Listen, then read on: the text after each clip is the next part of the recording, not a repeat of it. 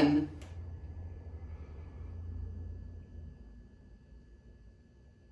Welcome to week 10 of Inside the AQL. Since 1988, the Armchair Quarterback League has set the standard for being the ultimate fantasy football league. Now, right from the beginning, AQs, I can't help but address the big pink elephant inside the AQL room. Hawkster has returned to the Armchair Quarterback League. That's right. Hawkster has returned. And he did so before the Armchair Quarterback League Commission could take action against him. Therefore, the AQ's requests to have the Hawkster scratched from the 2021 Armchair Quarterback League roster and to have his name stripped from the Robert E. Abbott Armchair Quarterback League trophy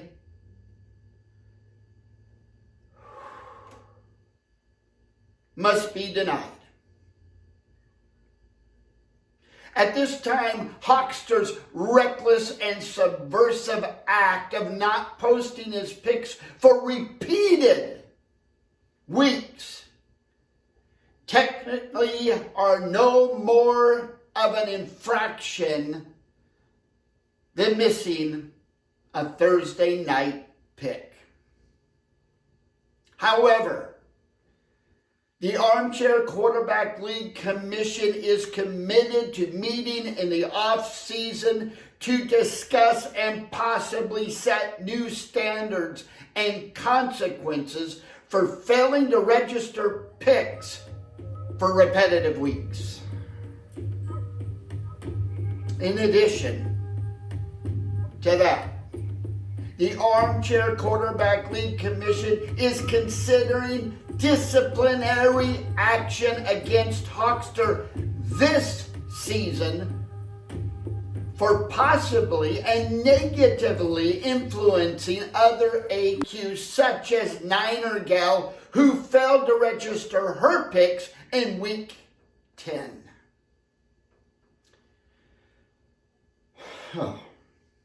Now,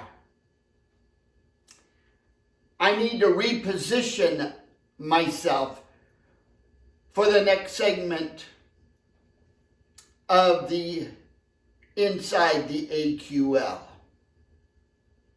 While I do that, take a look at some of the top plays of week 10. These are NFL Media's top 10 plays from Sunday, week 10. Another fourth down. Prescott all day. He can run it if he wants. He's going to throw it. It is caught. Inbounds. Michael Gallup. First and goal. Michael Gallup has made his presence felt. It's a guy who has a great feel, gets both feet in, clearly in. That's no doubt a catch. Jacksonville goes three. Oh, it's blocked. Punt is blocked. Scooped up by the Colts. And it's taken in. Touchdown. A block punt picked up by E.J. Speed. And he lumbered across the goal line. Touchdown. I-N-D-Y on special teams. Swift has room on the left side. He's got the first down. High stepping, leaping, and down the sideline goes DeAndre Swift. I see you, DeAndre. That's big-time stuff, man. 21 yards up and over Cameron Sutton. He is athletic. I mean, he is definitely going to be a part of this Lions organization moving forward. He's very dynamic. 4th and 1. He gets to Gordon, and Gordon is knocked down. Football comes loose. Eagles come up with it. Slay picks it up. Slay running with the ball. And Slay takes off to the far side of the field. To the 30, to the 40. Slay running away from people. The 30, the 20, 10, 5, touchdown. Darius Slay. What a play. What a play. Darius big play Slay was every big play Slay on that. Slay's return is 82 yards. Single coverage. Allen does exactly that to the end zone. Diggs has it. Touchdown. Single coverage, and Josh Allen It's just a mismatch. licking his chops. Yeah, you just can't allow Stephon Diggs and Josh Allen to have it that easy. Well, you got an all-pro player against the second-year player in Gittrick. You're talking about moving right down the field on the Jets. And it was all Stephon Diggs. Okay. Last weekend, prior to the Hawkster making his Week 10 return debut to the Armchair Quarterback League, he sent me an email. This email was a reply to the Week 9 Inside the AQL, and it should have been a reply to all, but it was not. It was sent solely to me, the commissioner. Because of that, I am going to share that email with you. It reads, I have been alerted, let me start over. I have alerted the FBI, CIA, and the Associated Press, what? Of evidence of collusion on the part of the commissioner's office and, get this, North Korean hackers who have effectively suppressed picks at opportune moments in order to subvert our great institution known as the AQL. This is painfully embarrassing, folks, as well as offensive. It continues. I have in my possession a dossier outlining the breadth of this insidious plot. Give me a break. And I have learned that North Korean operatives have infiltrated the highest levels of ESPN in order to further this grand manipulation of our sacred Sunday endeavor.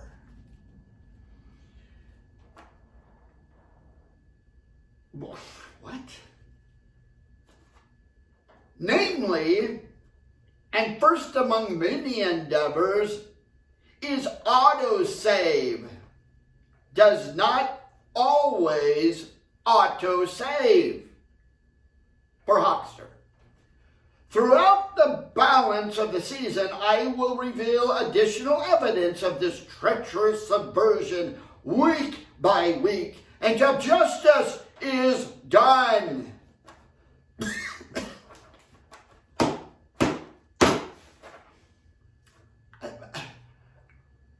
I'm sorry, I know this is painful, folks, but let me finish, okay?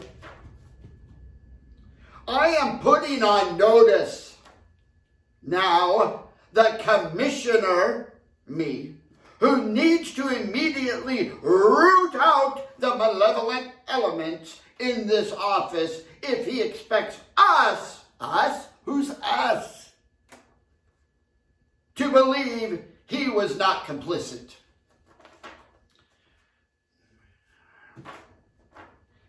That complicit means just complacent, not doing anything. For those of you in Rio Linda. This is all for now. Please watch CNN and MSNBC, some of the top-rated news outlets, to faithfully repeat every claim, nearly word for word, free of actual journalistic integrity. That's for sure. Free of journalistic integrity.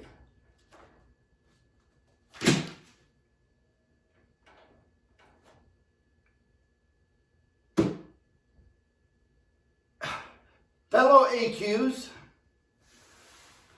I have never read a more pathetic, fictional, delusional message in my entire tenure as the commissioner of the Armchair Quarterback League. Never. And this sorry excuse of justification for Hochster's absence and offense against the AQL demonstrates his sociopathic delusion of personal grandeur and affront to every armchair quarterback. Folks, I'm telling you what, the only hint of truth in this, the only truth and confession of Hochster of his guilt is found in paragraph 4 of his email that reads, namely in the first among many evidences is autosave does not always autosave.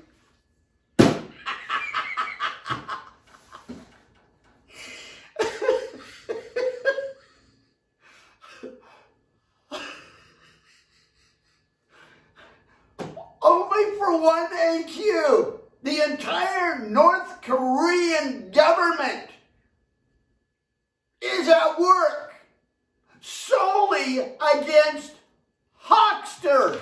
That's what he's really saying. Unfortunately, AQs, I am prohibited from taking action against Hochster for this derangement. Hochster, if you're watching,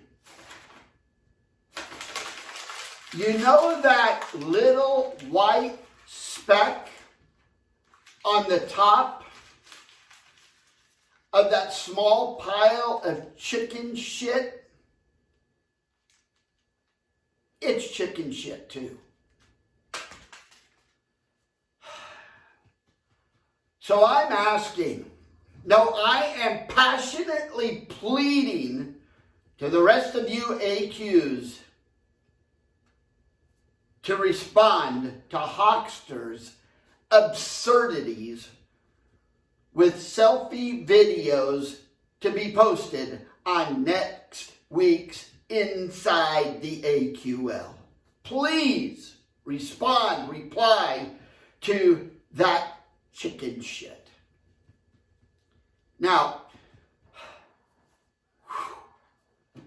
let's take a moment to clear our heads and transition back to Inside the AQL with more great plays from Week 10. Justin Herbert lots of time this time, throwing over the middle. Kendricks diving for it. He's got the pick. Eric Kendricks with the interception, working his way back inside the 10, and Herbert brings him down at the 4. No helmet, no problem for Eric Kendricks. Eric Kendricks, who played collegiately at UCLA, he's come back to Southern California with one thing in mind. I'm here to steal the show. That has to be one of the best receptions I've seen by anybody, whether it's a linebacker, a wide receiver, tight end. I mean, that was an amazing catch. 3rd and 2 from the 37. Moss is the lone setback. Play action pass. Allen deep in the pocket. He's looking long downfield. Down the right sideline. Down the 5-yard line. Ball is deflected. Caught by Gabriel Davis as he falls out of bounds. The Jets DB, Michael Carter II, got his hands on it. And then Gabriel Davis pulled in the deflection as he was falling out of bounds. Davis off the deflection. Incredible. Josh Allen putting the hammer down here on the Jets. What a catch. Concentration off the carom by Gabriel Davis. Cousins from under center, back to pass fade for Jefferson in Chargers territory. He leaps to bring it in, and he does at the 35. It's Jefferson. What a catch. This is like a user catch in Madden. Look at him get up. Sky, elevator, second floor.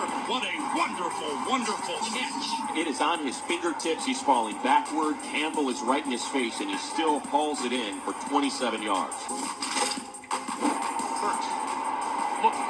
Going deep. Down the far sideline. It is to the end zone and caught by Devontae Smith for the touchdown. Smith just goes up and wins the battle. This is just a great fight by two outstanding players. Two teammates at the University of Alabama. That's right. After the right hip of Mahomes, moving to his left, holding it now, steps up, and is going to pump fake it, now throws across his body left for the end zone, and the pass is going to be caught in the end zone, touchdown! Kansas City, Darrell Williams doing his best Kelsey and Tyreek Hill impersonation, wrestles the ball from Jonathan Abram. What a play by D-Will Darrell Williams, just yanking the ball from the Raider defender for a touchdown. Are you kidding me? Okay. Let's get on with the standings and more inside the AQL. Going into the weekend of Week 11, the dynamic duo of Impending Doom and Big Chief somehow, mysteriously, got the autosave to work on the ESPN Pigskin Pick'em site to boost that dynamic duo to the top of the AQL standings with 98 game winners. Way to go, you two. Congratulations. Next in the AQL standings are Reaper and Bad Mamba Jamba, who are bad to the bone, even after slipping from their four-way tie for first to second place with a total of 97 game winners. However, they are bad to the bone because they are only one game out of first. I'm expecting big things from them this next week. Coming in third place in the AQL standings is the champ with 96 game winners. And now only 2 games back for first place. Folks, I'm telling you, the champ, he's exactly where he wants to be. He wants to be just far enough back so that no one really notices. No one considers him a threat. And then in the final weeks, zap! He takes the lead and takes home the prize. He's done it before, and it looks like he's threatening to do it again. Unfortunately, the champ failed to get his Thursday night pick in Week 10. Folks, if the champ would have registered his Thursday night game, and that registration would have been a winning game, the champ would not only be in second place, he would only be 1 game behind the leaders. Wow. Thursday nights seem to be an autosave nightmare for some AQs. Just ask the Hawkster. Now here's also a little or unknown fact among AQs. Several weeks ago, Naptown Niner failed to register a Thursday night pick. And if Naptown Niner would have registered that pick, and that pick would have been a winner, Naptown Niner would have been tied for third with the champ. The jinx, the Thursday night jinx, folks, it's real. Again, just ask the Hawkster. Now, let's move on to the AQ player of Week 10.